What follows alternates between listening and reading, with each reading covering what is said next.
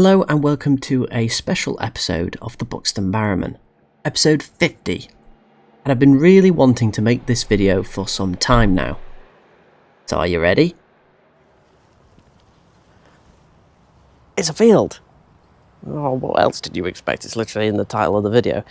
But this is Lismore Fields. It's located just off of St John's Road and it's covered in houses on all four sides. Alright, I'm not selling it very well, am I? But trust me, this is the most important field in Buxton.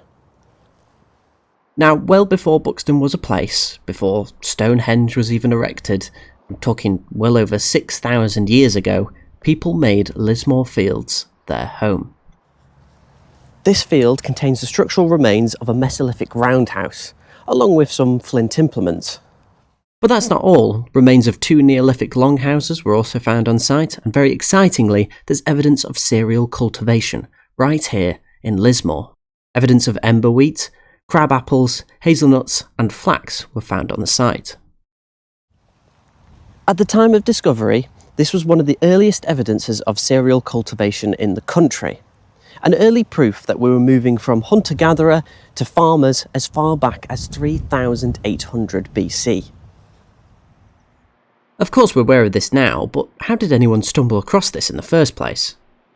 Well, the housing estate behind the field was being planned in the early 80s, but archaeologists had to rummage around the site first, as it was believed to be a location for a Roman road. So, in 1984, the Peak and Trent Archaeological Trust started digging. Now, they didn't find that Roman road they were looking for, but they did find the floors, post holes and pits from those structures. The aforementioned flint implements, as well as Lismore pot. A Grimston ware pot believed to be 5,500 years old. The cereal cultivation was found by a mixture of soil samples, pollen analysis and observing charred plant remains. The field also opened the doors into discovering other parts of our ancient past, as Lismore's radiocarbon sequence is one of the best ever produced for settlements in Britain dating as far back as 4000 BC. Other things to note is the evidence of the forests around the site shows signs of being deliberately burnt. So one last thing that is amazing to think about. At the time the people were living here, the rain that fell and watered their crops has made an over 5,000-year-old journey through the ground, getting close to the Earth's core, bubbling up, and then coming out as Buxton spring water, the thing our town is famous for.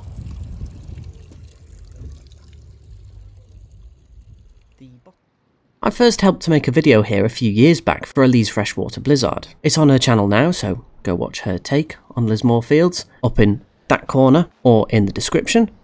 But back then we both noted a distinct lack of signage or any acknowledgement of this field's rich history. It's still like that now, which is a shame, but there is a website, which I'll leave a link down below, made by a local man. It is an incredible website. Pretty much gave me all the information I needed on Lismore Fields, and it breaks down all the archaeological papers from the years gone. Now there is an interview on Elise's video with that gentleman, so again, I encourage you to watch that. The housing estate that was to fill the gap, as you can see, thankfully wasn't allowed to develop on this part of the field, and Lismore Field is now a scheduled monument. So at least there's that. But that is it from the most important field in Buxton.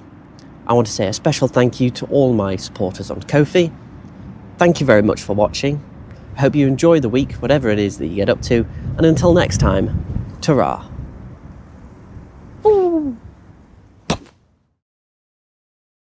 Structures. The aforementioned... aforementioned. I'll do. We've got two different versions of that.